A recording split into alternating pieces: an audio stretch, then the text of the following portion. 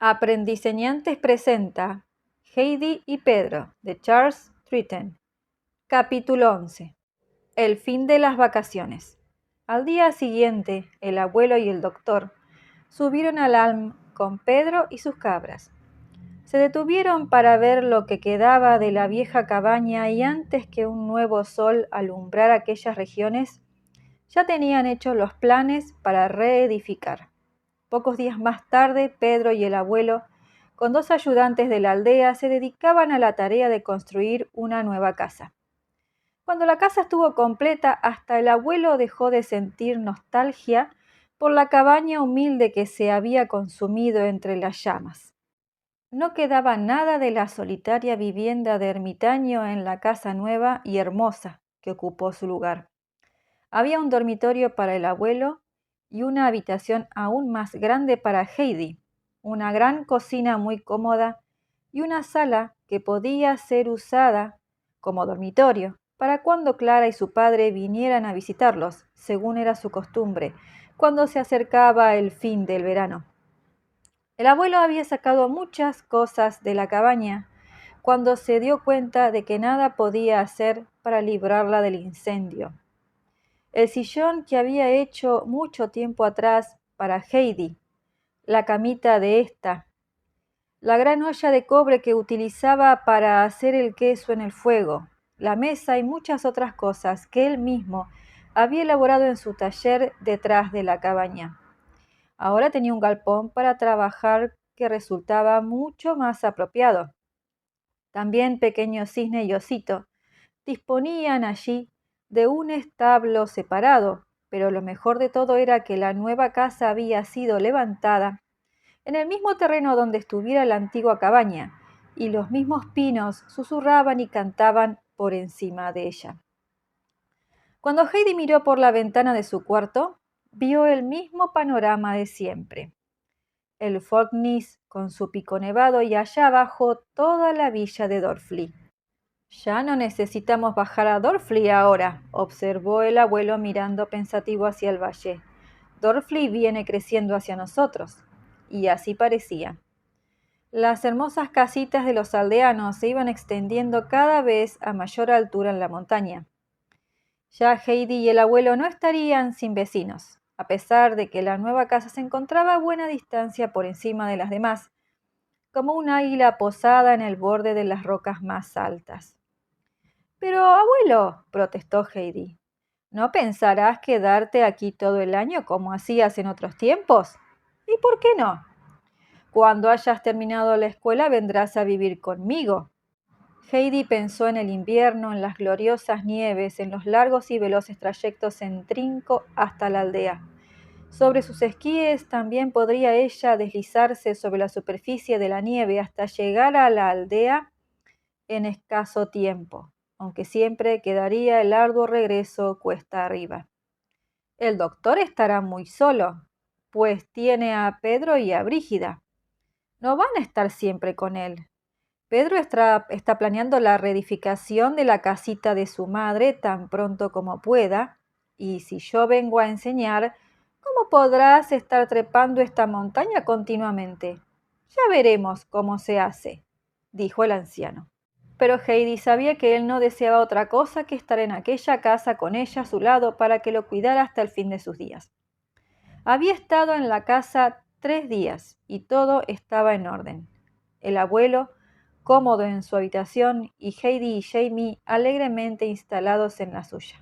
La sala, o lo que debía ser la sala, todavía estaba sin muebles. Pero el abuelo trabajaba afanosamente en su taller tallando maderas que a Jamie le parecían las maderas mejor talladas que había visto en su vida. Heidi, por su parte, opinaba del mismo modo. Estaba observando cómo el anciano unía las 2 partes de un canapé finísimamente tallado, que luego habría de ser tapizado para hacerlo más suave, cuando de pronto Jamie corrió hasta la puerta y señaló: Heidi, Heidi, alguien viene por la montaña.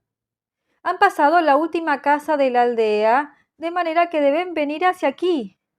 Es Herr Sesemann y Clara, exclamó Heidi, excitada de alegría. Oh, ahora conocerás a Clara. Fue por ella que yo fui a la escuela de Rosias. Y fue por ti que Clara echó a caminar, según he oído, replicó suavemente Jamie. Mira qué rápido suben. Pondré a calentar agua en la pava para el té y tendremos una fiesta bajo los pinos, decidió Heidi.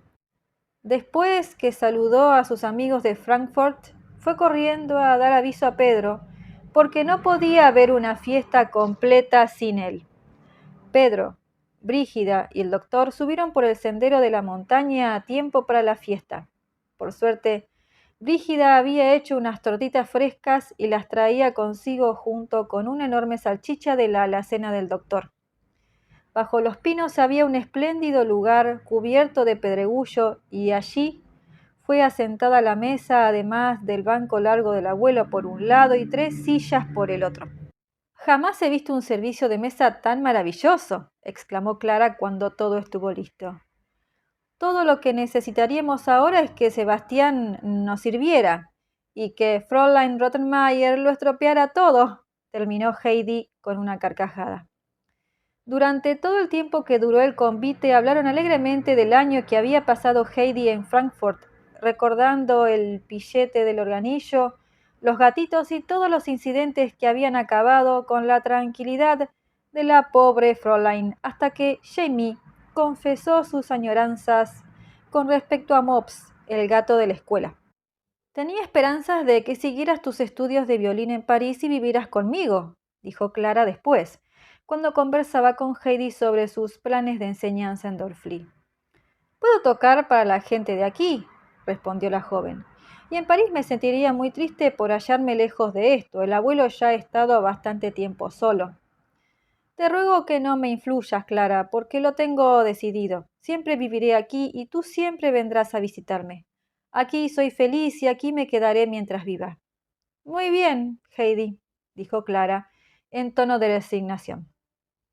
Conocía a Heidi lo bastante como para saber que no cambiaría su decisión. Las noches de agosto fueron hermosas. Durante toda la semana que permaneció allí, Clara no dejó una sola vez de admirar la puesta del sol. Heidi y Jamie fueron con ella a las rocas más altas y por lo general las acompañaba Pedro. A menudo se agregaban al grupo el doctor y Herr Sesemann para escuchar mientras Heidi tocaba en su violín y la gente joven la acompañaba cantando la música encantadora de las montañas. Hasta el sol parecía descender con cierto cuidado y lentitud para no interferir en las notas del violín. Pero así y todo, siempre desaparecía demasiado pronto tras las montañas teñidas de rojo. Cuando sus rayos comenzaban a desprenderse de los picos altos, tenían que iniciar el regreso a la cabaña del abuelo. Por las noches se reunían todos en la gran cocina de la casa nueva y escuchaban las maravillosas historias del tío del Alm. Solamente un cuento más, repetía Clara rogando cuando llegaba la hora de irse a la cama. Y el anciano comenzaba de nuevo. Así pasó el verano. Jamie encontró que las historias y leyendas del abuelo eran muchísimo más interesantes que todas las cosas que podían leer en los libros de la escuela. Cuando llegaba el fin de las vacaciones, sabía la historia de Suiza con sus múltiples leyendas y cantos alpinos, casi tan bien como Heidi y Pedro. Y Clara partió, resolviendo una vez más que nada podría impedir que al año siguiente viniera al pasar al menos otra semana con ellos, a las montañas donde una vez había encontrado la salud, la fuerza y el valor para poder caminar. Con septiembre, Heidi y Jamie regresaron a la escuela. Los árboles ya se estaban revistiendo de hojas amarillentas. Las lecciones recomenzaron y Mademoiselle Larby programó varios paseos otoñales. Una tarde, las alumnas fueron a visitar el castillo de Chillon, donde Bonivard permaneció encerrado por espacio de 6 años, y las niñas vieron el piso de piedra gastado por el paseo de los condenados, engrillados en sus pequeñas celdas.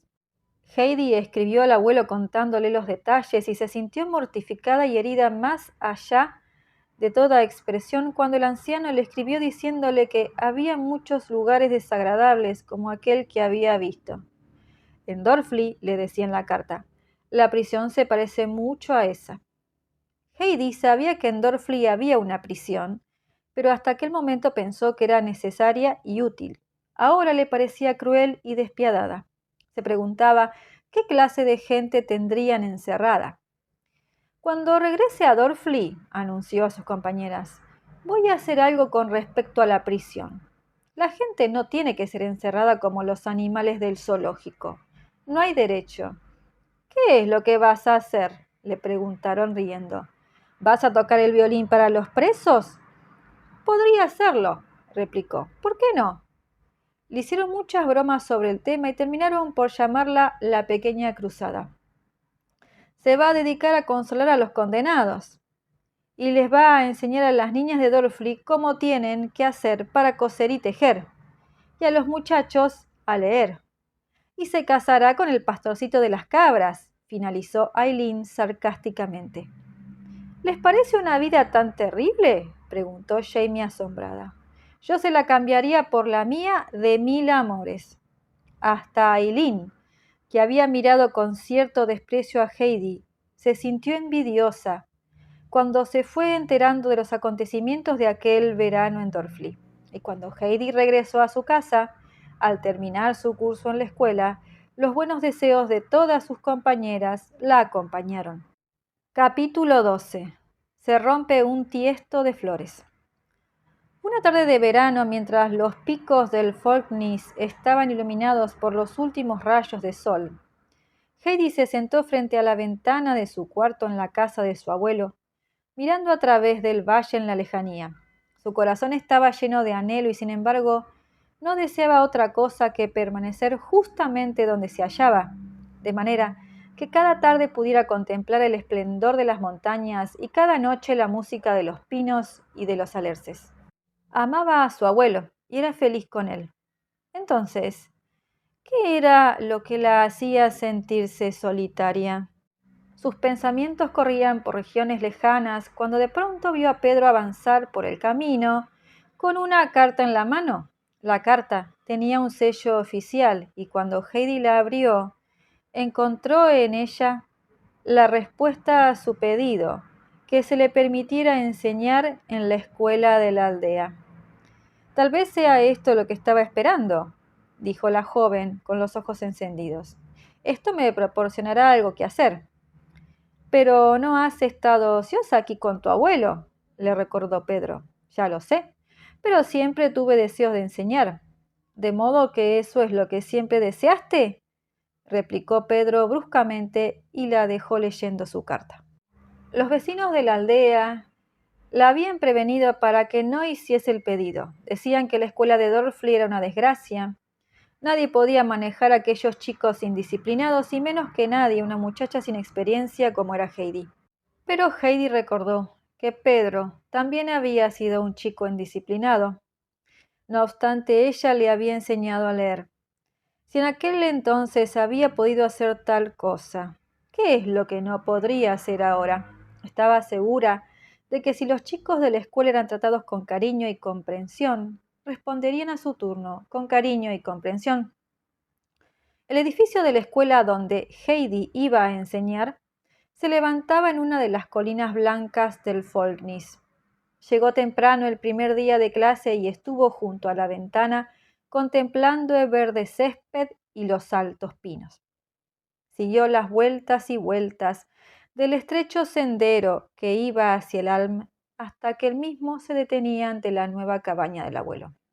El pasto crecía a los costados del camino y no era tan alto ni poderoso como el que crecía en el valle, sino corto, tierno y dulce, salpicado con las pequeñas flores alpinas llenas de colorido. Le encantaba la vista que gozaba desde la ventana. Un tiesto de dulcísimas resedas florecía en la repisa de su ventana. Lo había traído desde la casa del Alm y el abuelo las había plantado. Podía verlo rondando la casa, un puntito negro sobre la falda verde de la montaña. Le resultaba muy bueno estar cerca de él, considerando que si hubiera ido a París a estudiar el violín, como le sugirieron Monsieur Rochard y Clara Sesemann, se hubiese encontrado muy lejos en aquel mismo momento. Desde donde se hallaba, podía distinguir a Tony, el nuevo pastorcillo, que se movía por la montaña. Ya Pedro no ocupaba su lugar.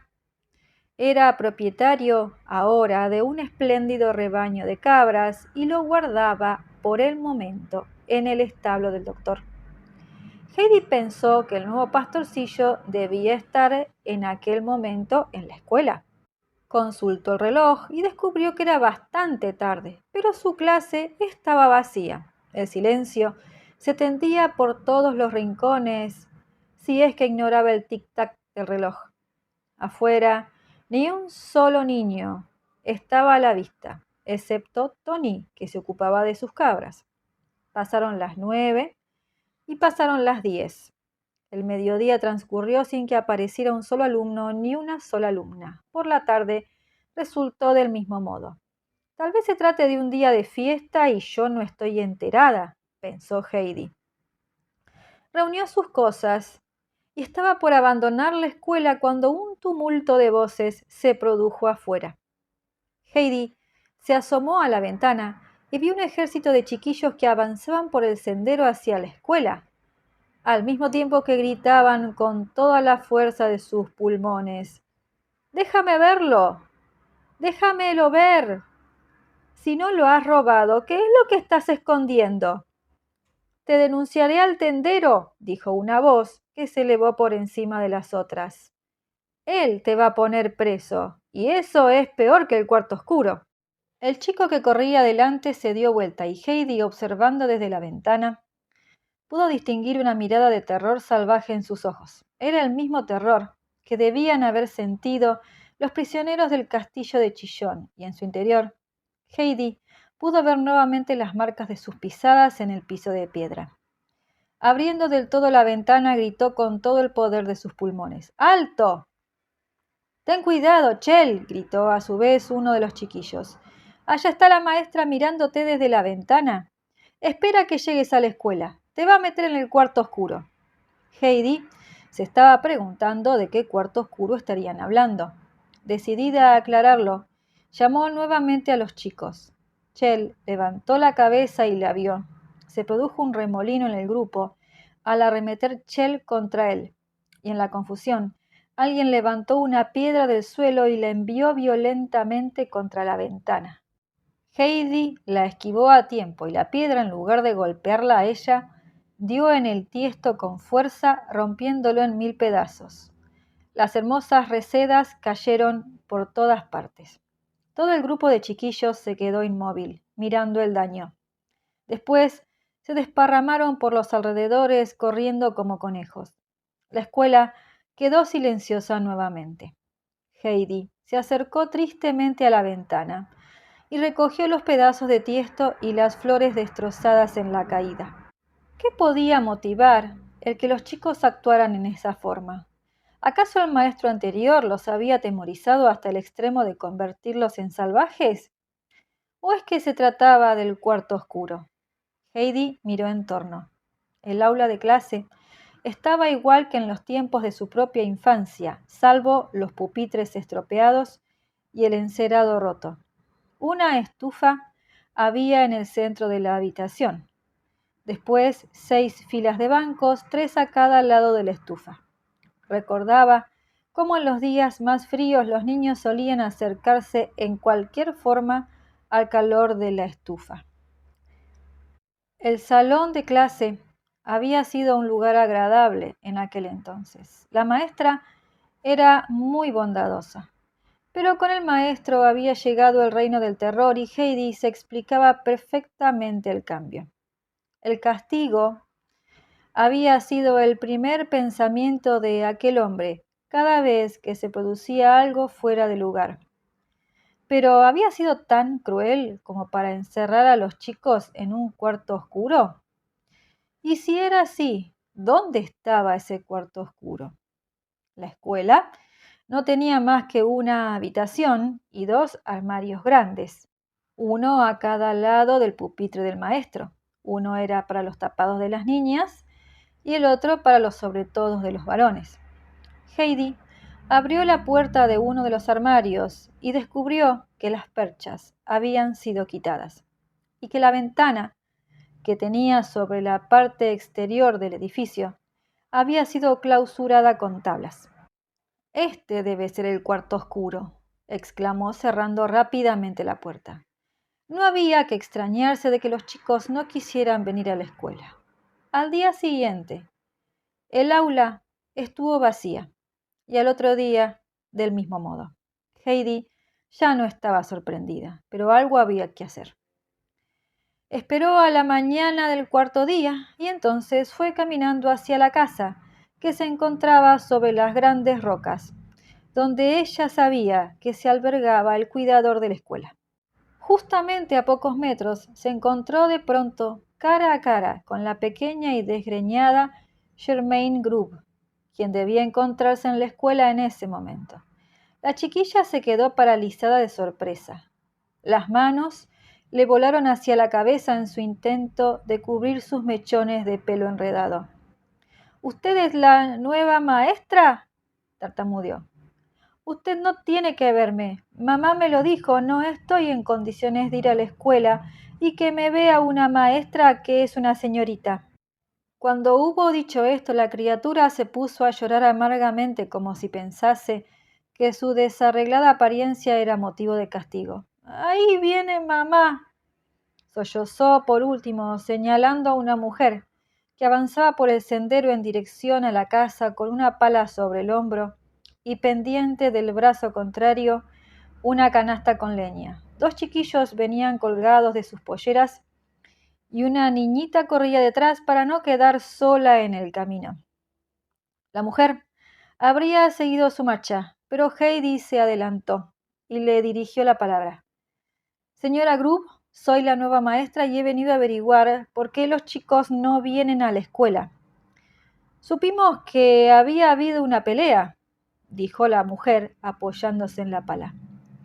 Antes de mandar a las chicas a la escuela, quiero esperar a que se termine esa cuestión. No quiero que sean espectadoras de esas cosas. Pero es que no habrá ninguna pelea más, exclamó Heidi. No tengo intenciones de castigar al chico que me rompió el tiesto de flores. Estoy segura de que se trata de un accidente y lo mejor será olvidarlo. Pero si usted llega a descubrir, aventuró Germaine asomándose por detrás de las polleras de su madre, que fue Chell, ¿lo va a poner en el cuarto oscuro y nosotros tendremos que oírlo gritar? Yo no voy a poner a Chell ni a ningún otro en el cuarto oscuro, replicó firmemente Heidi. Este año no se va a usar el cuarto oscuro. Lo voy a hacer transformar en un armario de ropa otra vez. Hubo un momento de silencio. Después siguió hablando la madre de Germaine. Aún así no puedo mandar a mis chicos a la escuela. Cuando una tiene que trabajar de la mañana a la noche, es imposible encontrar el tiempo necesario para vestirlo apropiadamente. Una maestra mujer va a esperar que los alumnos se presenten lavados, peinados y con la ropa remendada.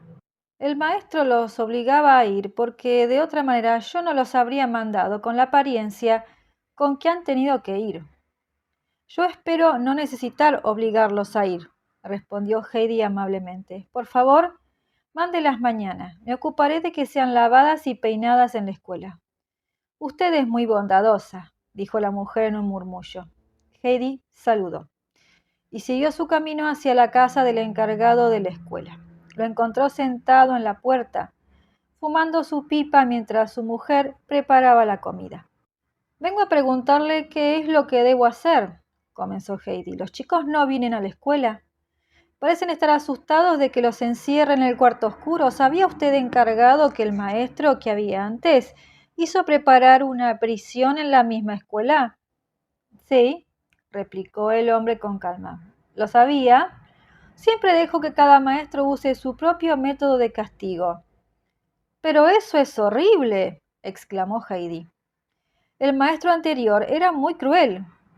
Era su temperamento con sus propias cabras. Yo creo que los chicos se gobiernan mejor con dulzura. El encargado se rió secamente. Hágalos ir a la escuela y use su sistema. ¿Quiere que mande un policía a buscarlos?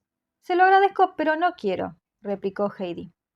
No debemos atemorizarlos más de lo que están. Entiendo que van a venir solos.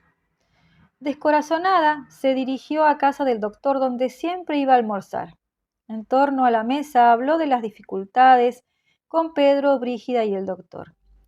Todos ellos se sintieron apesadumbrados de que Heidi no fuera feliz con la escuela como ella había calculado. Debieras haber seguido mis consejos, le dijo el doctor, y haber continuado tus estudios de violín. También estabas trabajando muy bien con el dibujo, intervino Brígida. Pero Monsieur Royat me dijo que jamás sería una ejecutante de categoría, y yo estoy segura de lo mismo. ¿Qué es lo que quieres que haga?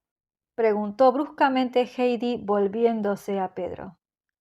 A mí no me gustan las maestras, fue toda la respuesta que ofreció el joven. Pero Pedro, yo te enseñé a ti una vez, insistió la joven. Y a los chicos hay que enseñarles a leer. Prueba un poco más, dijo Brígida bondadosamente. Los aldeanos están descorazonados ahora y los chicos asustados a causa del maestro que se fue. Y no le hagas caso a Pedrito, el buey lo ha puesto de mal humor. Ah, ¿es el buey entonces? Son más difíciles de manejar que las cabras, confesó Pedro. Sin embargo, mientras Pedro conducía su carro tirado por bueyes en dirección a Mainfeld, donde negociaba la leche de su hermoso rebaño de cabras, Heidi sintió que su corazón se llenaba de orgullo. ¿Qué cosa mejor podía hacer un muchacho joven que tener su yunta de bueyes, ordenar sus propias cabras y vender la leche para hacer ricos quesos?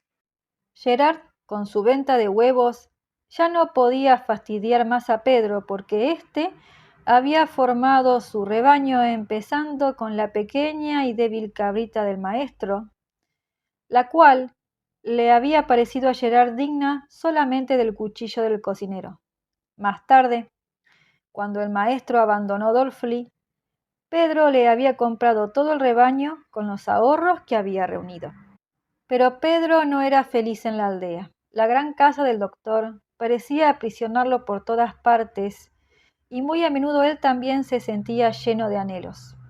Volver a la montaña era su gran ambición. Estaba ahorrando dinero otra vez, pero cuando le habló a su madre de la casa que pensaba levantar en el Alm, ella le respondió: ¿Pero por qué, Pedro?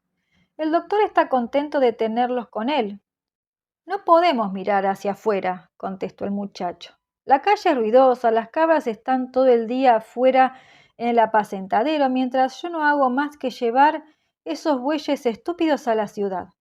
Te digo que es como estar enterrado bajo una piedra. Me voy a ir cerca del tío. Él sí sabe lo que es tener libertad y allá arriba puedo respirar. El tío del Alm se mostraba firme en su determinación de no bajar a la aldea por el invierno. Heidi se sintió inquieta por él, hasta que se enteró de las frecuentes visitas que le hacía a Pedro. Me ha dicho que te diga que tiene a Dios, a las cabras y a los pinos por compañía, le informó Pedro, y que no tienes que preocuparte. No se siente solitario. Pero la joven sabía que el buen abuelo no pensaba más que en el beneficio de ella y que a pesar de todo ansiaba su compañía. Esta historia continuará. Los espero en el próximo capítulo.